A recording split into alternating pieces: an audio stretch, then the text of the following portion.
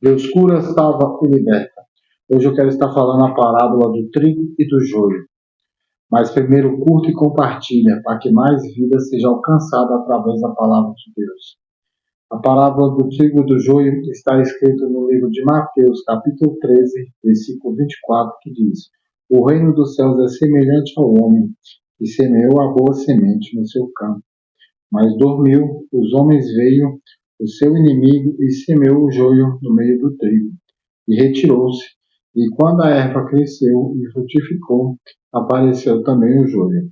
E os servos do pai de família, indo ter com ele, disseram-lhe: Senhor, não semeaste tu no teu campo boa semente? Por que tem então joio? E ele disse: O inimigo é quem fez isso. E os servos disseram: Queres, pois, que vamos arrancá-lo? Ele, porém, lhe disse: Não, para que ao colher o joio não aquereis também, não arranqueis também o trigo com ele.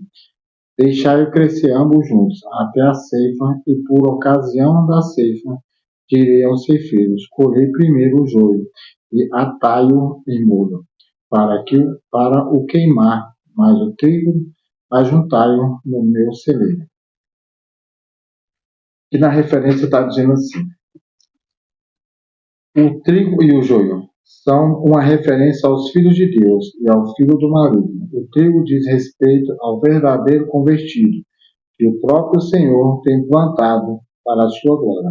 Por outro lado, os joios são os falsos convertidos, que se infiltram no meio dos filhos de Deus, com o propósito de influenciá-los para o mal. O joio está sempre cansado, rebelde e confusão. O joio está sempre cansado, com rebeldia e confusão, na igreja do Senhor Jesus. Pois o diabo quem o semeou, quem semeia. Dessa forma o joio se parece com o trigo, mas não é, o que faz muitos se iludirem com ele. Essa é uma das estratégias de Satanás para enganar os escolhidos e de tirar a salvação. O Senhor Jesus disse: deixá-los crescer junto, pois chegará o dia em que os anjos virão e separarão os verdadeiros dos falsos. Assim haverá a grande colheita. Isto é, os fiéis, o trigo, vão para o celeiro de Deus, e o céu, enquanto os falsos convertidos, o joio, irão para o fogo eterno. A palavra de Deus vem dizer aqui que o trigo e o joio são pessoas, pessoas que convivem, são convertidos e convivem na mesma igreja, na mesma comunhão com o Espírito Santo. Mas há uma diferença entre os dois, porque os convertidos que são os verdadeiros, que são chamados de trigo, é aquela pessoa que obedece à palavra de Deus, que segue à risca todos os mandamentos de Deus, que segue à risca o que o Espírito Santo está conduzindo, que segue à risca o que está escrito na palavra de Deus. O joio é aquelas pessoas que estão na igreja que muitas das vezes causam contendas, fofocas, intrigas, porque hoje em dia se vê muito isso, os falsos profetas que falam Senhor, Senhor, mas no seu coração está cheio de maldade. E hoje em dia a gente vê muito disso, pessoas dentro da igreja que são piores do que pessoas que vivem no mundo. Esses são chamados de joio pela palavra de Deus. Mas Deus vem dizer que no final da colheita, o que é o final da colheita? O final da colheita é quando chegar o dia do juízo final. Está próximo, está muito próximo. Muitos falam, mas eu escuto isso desde quando eu me entendo por gente, sim, mas tem que lembrar que para Deus 1000 anos é igual um dia. Então, o fim está próximo e a gente não está vendo. Tudo que está escrito na palavra de Deus está se cumprindo e você não tem acordado. Então, a palavra de Deus vem dizer que o trigo e o joio, eles crescerão juntos, eles andarão juntos, mas no dia da colheita, o joio será arrancado e lançado no fogo e o trigo será guardado no celeiro. O que é o celeiro que está dizendo aqui? Essa referência do celeiro é o quê?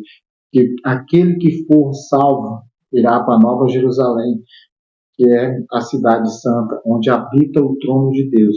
E aquelas pessoas que são chamadas de joio vão ser lançadas no fogo do inferno e ali serão queimados eternamente. Então, você que vive dentro da igreja, você que causa contendas, intrigas, vive de fofoca, vive falando da vida dos outros, que tem maldade no seu coração, você que pensa que Deus não está vendo, que você no seu íntimo faz coisas ruins, faz coisas más, Deus está vendo, Deus está em todos os lugares. E essa vida que a gente vive aqui é uma plantação. Um dia mais cedo ou mais tarde você vai colher. Tudo que a gente planta, a gente colhe. Não vai você pensando que está plantando maldade. É a mesma coisa de você pegar um caroço de uma semente, vamos dizer assim, uma semente de maçã e plantar e esperar colher banana. Não. Você plantou maçã, você vai escolher maçã. Se você plantou coisas ruins, você vai colher coisa ruim. Então, faça o bem, plante o bem, ame o seu próximo como a ti mesmo. A palavra de Deus vem dizer que o primeiro mandamento é amar o Senhor, seu Deus, de todo o seu coração. E o segundo mandamento está até primeiro do que amar os seus pais. Amar os seus pais é o terceiro mandamento. É amar o seu próximo como a ti mesmo. Você tem amado o seu próximo? Você tem amado o irmão que está dentro da sua igreja congregando com você? Ou você tem levado fofoca para cima e para baixo, tem falado da vida dele, da vida do pastor? Vigia, irmão, o fim está próximo e você está caminhando para o fogo eterno. Então, ame o seu irmão, ame o seu próximo como a ti mesmo. Então, faça como está escrito na palavra de Deus. Seja o trigo, não seja o joio. Agora eu quero estar orando por todas as pessoas que têm andado perdido, têm andado dentro da casa de Deus, mas está perdido. Senhor, meu Deus, meu Pai, Espírito Santo de Deus, eu te peço em nome do Senhor Jesus que toda pessoa que está dentro da sua casa, Pai, já está condenada ao fogo do inferno, que ela venha acordar desse sono eterno que ela está vivendo, Espírito Santo. E venha, Espírito Santo, acordar, Pai, enquanto há tempo, porque depois que o fôlego de vida dela acabar, não haverá mais tempo, Espírito Santo.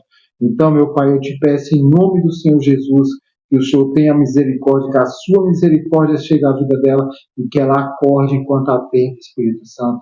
Pai, que essa pessoa venha quebrantar o seu coração em espírito e em verdade, receber o Espírito de Deus na sua vida.